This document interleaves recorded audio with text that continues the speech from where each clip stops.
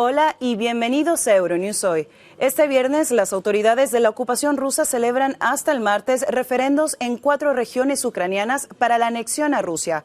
Estas consultas no son ni reconocidas por Ucrania ni por la comunidad internacional. Expertos consideran que esta nueva estrategia de Moscú tiene como objetivo oficializar la agresión de Putin en territorio ucraniano, alegando que si gana el sí serían parte de Rusia. Mientras están en marcha estas consultas consideradas ilegales, la movilización militar continúa. Cientos de ciudadanos rusos han sido llamados a presentarse para ir al frente. Muchos de ellos han decidido abandonar Rusia por este motivo. Esta huida ha puesto a la Unión Europea al frente de un nuevo dilema: recibir o no a los rusos que huyen de la convocación obligatoria a la guerra. Los países bálticos son los más reacios en abrir sus fronteras. Estonia y Letonia, por ejemplo, dicen que no concederán visas humanitarias, aunque países como Alemania consideran que esta posición es un error y que alimentaría la narrativa antieuropeísta de Putin. En esta encrucijada, la UE busca consenso entre los Estados miembros, aunque hay que recordar que la gestión de las fronteras es una competencia nacional. Mucho se habla de los combates y las muestras de apoyo a Ucrania, pero en las regiones rurales ucranianas, el hambre y la miseria azotan en silencio a toda una población. Les traemos un reportaje especial de los ucranianos que sobreviven con la ayuda humanitaria. Están sin agua, sin comida y sin calefacción en una guerra que no tiene fecha de caducidad. Más allá de nuestra cobertura de Ucrania, les traemos la actualidad de América Latina. Choques violentos en México y el asesinato de una abogada en Ecuador que podría convertirse en un crimen de Estado. Además, en Australia, las autoridades intentan a toda velocidad regresar los cadáveres de las 200 ballenas que murieron tras quedar varadas en una playa de Tasmania. Ahora sí, vamos con nuestros titulares. Los primeros reservistas rusos parten al frente ucraniano mientras continúa el éxodo de ciudadanos contrarios a la guerra. Ebrahim Raisi esgrime el doble rasero para quitar importancia a la muerte de una joven en comisaría y la oleada de protestas que desencadenó. Un crimen de Estado que no puede quedar impune, así califica la madre de María Belén Bernal el asesinato de su hija en la Escuela Superior de Policía en Quito. La ministra para la Transición Ecológica de España deja claro a Francia que el tema del gas y sus conexiones no es un asunto bilateral e insiste en la creación del gasoducto MidCat. Escenas como estas se repiten por toda Rusia. Familias despidiéndose de sus hijos, maridos, hermanos o nietos. Decenas de miles de rusos han sido llamados a filas tras decretar el presidente Vladimir Putin una movilización parcial. Piratas informáticos afirman haber entrado en la web del Ministerio de Defensa y haber descubierto que la lista de los elegidos alcanza el 1.000.000. Los medios rusos independientes afirman que Moscú está reclutando por la fuerza, incluso a los detenidos en las protestas contra la guerra. Durante muchos años se ha llevado a cabo una movilización total en Ucrania de toda la población adulta, incluidas las mujeres, ha dicho el ministro de Exteriores de Rusia, para reclutarlas en las filas de los batallones nacionalistas ucranianos y las Fuerzas Armadas ucranianas. 55.000 soldados rusos han muerto en esta guerra en 6 meses. Decenas de miles están heridos, mutilados, ha dicho el presidente de Ucrania. ¿Quieren más? ¿No? Entonces protesten, luchen, huyan o ríndanse al cautiverio ucraniano. Estas son sus opciones para sobrevivir. La huida es la opción elegida por muchos rusos en edad militar. Ya no hay billetes de avión para muchos destinos y sus precios se han disparado. Otros huyen por tierra a países como Finlandia, donde el nivel de llegadas es más alto de lo habitual según la Guardia de Fronteras. La Unión Europea busca una posición común ante este éxodo. Tras el llamamiento de Vladimir Putin a la movilización parcial para enviar más hombres a la guerra en Ucrania, se hicieron virales en las redes sociales numerosos vídeos que reflejan las colas en los pasos fronterizos con los países vecinos de Rusia. Países como Georgia. Euronews se ha acercado a esos jóvenes rusos que cruzan la frontera. La mayoría no quiere hablar ante las cámaras, pero los que lo hacen califican de locura la decisión del presidente ruso. Hay una cola de unos 10 kilómetros, dice este hombre. Llegué la pasada madrugada y solo he conseguido entrar.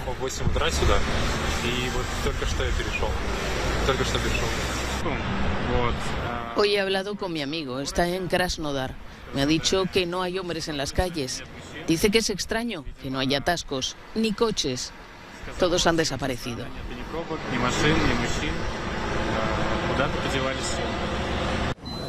Los ciudadanos rusos también intentan entrar en Georgia por vía aérea.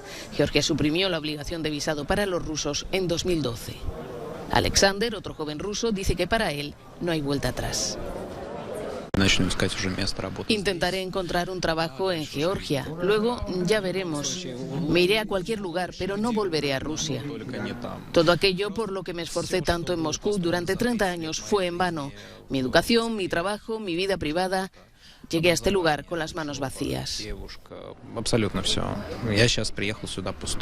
Las relaciones diplomáticas entre Rusia y Georgia están rotas y no hay vuelos directos entre ambos países. Sin embargo, los rusos llegan desde otros lugares donde no necesitan visado, como Turquía, Azerbaiyán o Armenia. Desde este viernes y hasta el martes, Rusia pone en marcha los referéndums para justificar la anexión de territorios ucranianos, calificados de falsos e ilegales por la UE.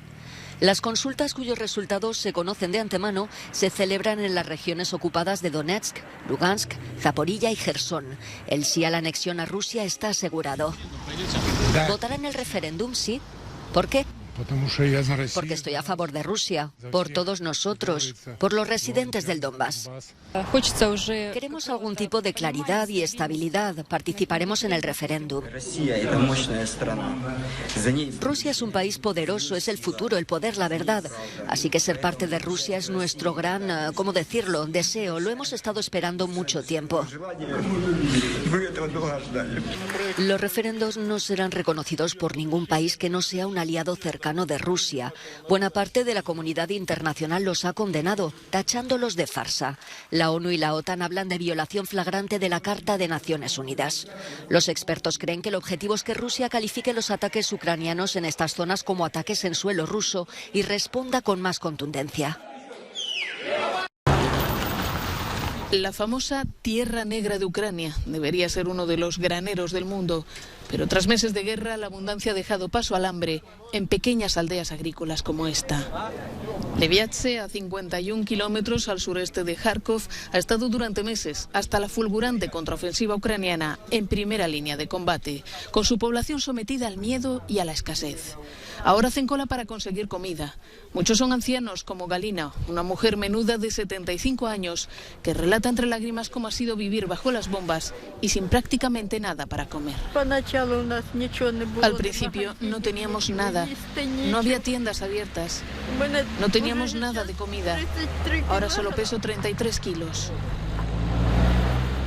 Es trágico, han destruido todo el pueblo.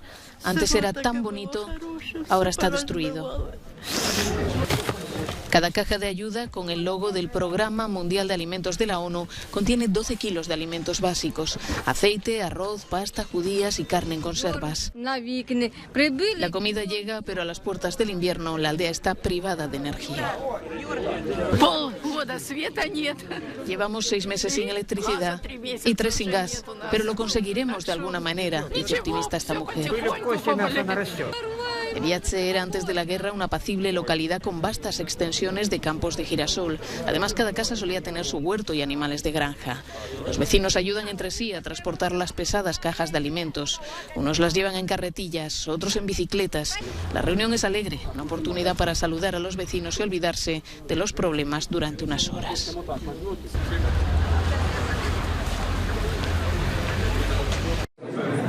Rusia no pudo escapar de la lluvia de críticas en el Consejo de Seguridad de la ONU, después de que su presidente, Vladimir Putin, optara por la escalada bélica en Ucrania y recordara a Occidente su enorme arsenal nuclear. El secretario general de la ONU no lo ha pasado por alto. La idea de un conflicto nuclear, antes impensable, es hoy evocada por algunos. Esto por sí solo es inaceptable. Antonio Guterres pidió que se rindan cuentas por los presuntos crímenes de guerra cometidos en Ucrania. El ministro de Asuntos Exteriores ucraniano tomó la palabra. No habrá paz sin justicia. Insisto en que ninguno de los crímenes rusos en Ucrania habrían sido posibles sin la aprobación ni las directrices de la cúpula de Moscú. No pueden quedar impunes. y la única forma viable de llevar a juicio al presidente Putin y a su entorno es establecer un tribunal especial para los crímenes de agresión contra Ucrania. Por su parte, el ministro de Exteriores de Rusia solo estuvo presente durante su intervención y en ella aprovechó para acusar a la Corte Penal Internacional de ignorar sus denuncias. Ya no confiamos en esta institución, empezaba Sergei Lavrov. Durante los últimos 8 años no hemos esperado nada para la lucha contra la impunidad que ejerce Ucrania. Y sabemos que no contamos con la justicia de esta ni de otras instituciones internacionales. El tiempo de espera ha terminado. Tras una larga lista de reproches a Rusia, el jefe de la diplomacia estadounidense, Antony Blinken, lanzó una pregunta al aire. ¿Cómo esta agresión contra Ucrania por parte del presidente Putin mejora la vida o las perspectivas de algún ciudadano ruso? Un hombre eligió esta guerra y solo un hombre puede acabar con ella. Porque si Rusia deja de luchar, la guerra termina. Si Ucrania deja de luchar, Ucrania desaparece. Sin llegar a la dureza del discurso de Occidente, China e India, países aliados de Rusia, defendieron la integridad territorial de Ucrania y abogaron por el diálogo como solución al conflicto. Más de 60 personas han muerto y otras 19 han sido rescatadas con vida después de que se hundiera una embarcación con más de 150 inmigrantes a bordo el jueves frente a las costas de Tartus en Siria. Los ocupantes tenían la intención de llegar a Italia, Chipre u otros países europeos, según confirmaron algunos de los sobrevivientes. El Observatorio Sirio de Derechos Humanos informó que la mayoría de los fallecidos eran de nacionalidad siria, libanesa y palestina. Se calcula que al menos 70 personas siguen desaparecidas. Por momentos, los equipos de rescate han tenido que interrumpir su labor debido a las altas olas. Sin embargo, puestos avanzados desplegados a lo largo de la costa están movilizados y vigilan la situación. El presidente de Irán, Ebrahim Raisi, restó importancia a las protestas por la muerte de una joven tras ser detenida por llevar mal el velo, asegurando que son algo normal y que en el país hay libertad para expresar cualquier opinión, pero dejando claro que no se permitirá el vandalismo, y añadió: cuando estos incidentes ocurren en todo el mundo, hay que aplicarles el mismo rasero, pedir que se investigue solo este asunto. ¿Por qué no pedir exactamente lo mismo para quienes pierden la vida a manos de las fuerzas del orden y otros agentes en todo Occidente, Europa, Norteamérica, Estados Unidos de América? Los que sufren palizas injustas, ¿por qué no hay investigaciones que las sigan? Se preguntó en una rueda de prensa en Nueva York. Al menos 17 personas han muerto en las protestas que sacuden Irán desde hace 6 días por la muerte de Mahsa Amini. Entre ellas figuran policías, según el recuento de la televisión iraní IRIB. En la noche del jueves, el gobierno bloqueó el Internet móvil casi completamente y limitó aplicaciones como WhatsApp e Instagram en un aparente intento por controlar las protestas. Las redes sociales, en especial Twitter, están jugando un papel importante, con los manifestantes publicando cientos de vídeos en ellas.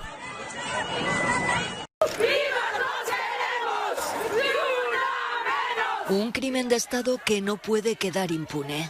Así ha calificado la madre de María Belén Bernal el asesinato de su hija en un centro de formación policial de la capital de Ecuador, tras el velatorio organizado en la Universidad Central de Quito. El cadáver de la joven abogada de 34 años y madre de un niño de 13 fue hallado 10 días después de su desaparición en un cerro cercano a la Academia de Policía. Allí había ido a visitar a su marido, el teniente Germán Cáceres, que trabajaba como instructor.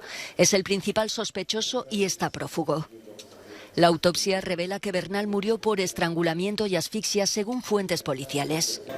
La madre de Bernal ha asegurado que van a llegar a instancias internacionales para que colaboren en la investigación. Mi hija es una víctima. Ella murió dentro de la Escuela Superior de Policía. Por lo tanto, es un crimen de Estado, señores. Es un crimen de Estado. Mi hija no puede quedar impune. El director de la Escuela Superior de Policía ha sido despedido. El gobierno de Ecuador ha ofrecido una recompensa de $20.000 por información que lleve a la captura de Cáceres. Y la policía ha activado una alerta internacional por si ha huido del país. Este nuevo feminicidio ha sacudido a la sociedad ecuatoriana por ocurrir además en un recinto policial. Con él son ya 207 los feminicidios ocurridos este 2022 en Ecuador. En México, una nueva protesta de activistas y familiares de los 43 estudiantes desaparecidos en Ayotzinapa acabó este jueves entre explosiones de petardos y con numerosos policías heridos, 11 de ellos por metralla y otros por piedras, botellas y otros objetos lanzados contra ellos. La tensión es muy elevada cuando están a punto de cumplirse 8 años de las desapariciones. Los manifestantes, que se congregaron ante la Fiscalía General de la República en Ciudad de México, exigen que el gobierno cumpla sus promesas y accione las 80 órdenes de aprehensión pendientes, que incluyen a 16 militares, así como funcionarios de alto nivel relacionados con el caso. Escuchamos a Vidulfo Rosales, abogado de las familias. Que el fiscal general nos diga por qué ha demorado en la ejecución de las órdenes de aprehensión, pero lejos de eso, despliega la fuerza policial para evitar que podamos llegar a las puertas de la Fiscalía, como el gobierno pasado, compañeras, compañeros. Otra vez, las puertas de las instituciones en la cara de las víctimas.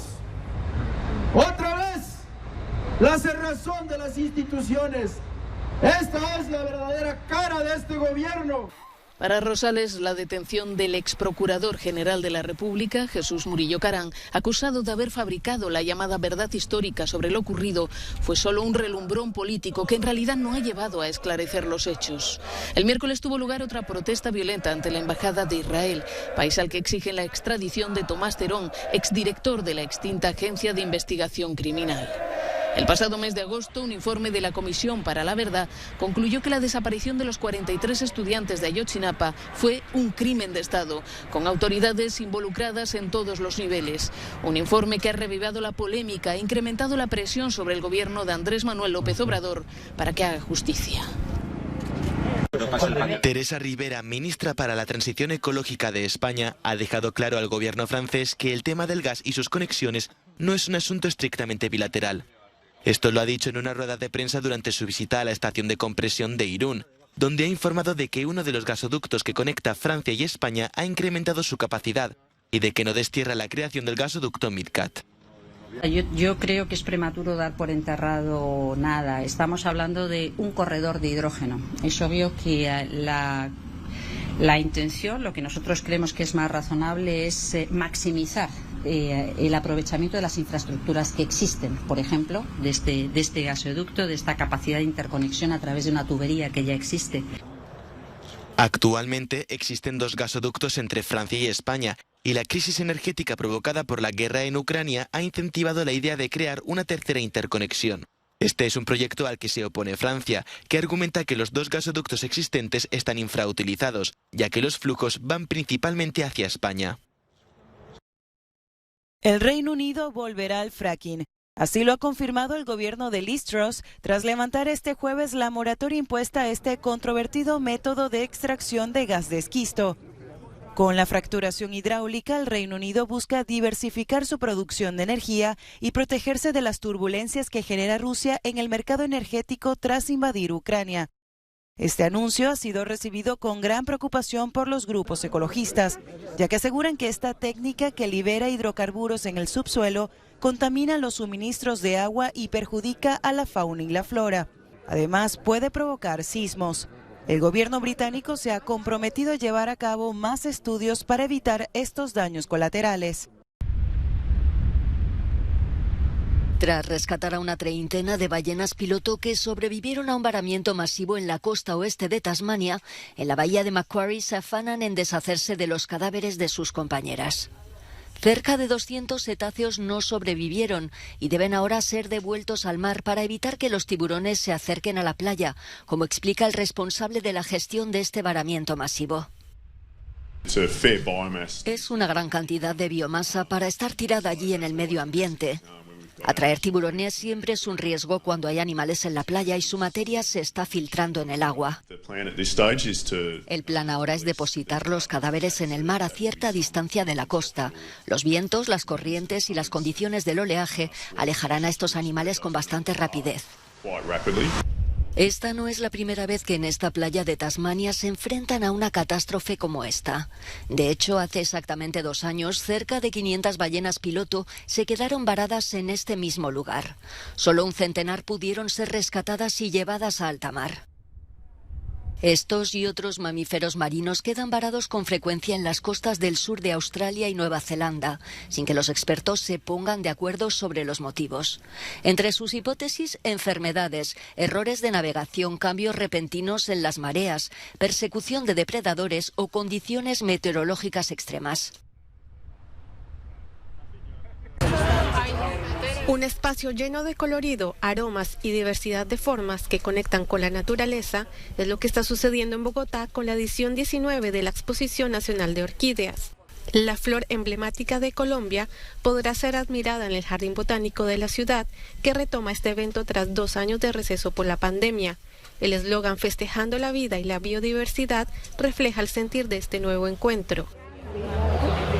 Son alrededor de 1.500 ejemplares de orquídeas distribuidos en 15 stands, como lo explica la directora del Jardín Botánico. Este es un espacio en donde van a poder observar más de 1.500 plantas de todas las formas, colores y tamaños de la familia de las orquídeas. Es un espacio que nos permite educar a nuestros visitantes sobre la importancia del cuidado y conservación de los ecosistemas en donde están estas maravillosas plantas. Algunas de estas orquídeas se encuentran en peligro de extinción, por lo que la labor del Jardín Botánico es tan importante para conservar estas plantas. Esta edición cuenta con diversas actividades como estampado de camisetas, conversatorios sobre las orquídeas amenazadas en Colombia, taller de ilustración de orquídeas y teatro. La exposición finalizará el próximo 25 de septiembre. Mucho más efectiva, ¿cierto? Bueno, también tenemos las orquídeas miniaturas. Gracias por vernos. Esto ha sido todo por hoy en nuestro informativo. Les dejo con las impresionantes imágenes de los incendios forestales en Antalya, Turquía.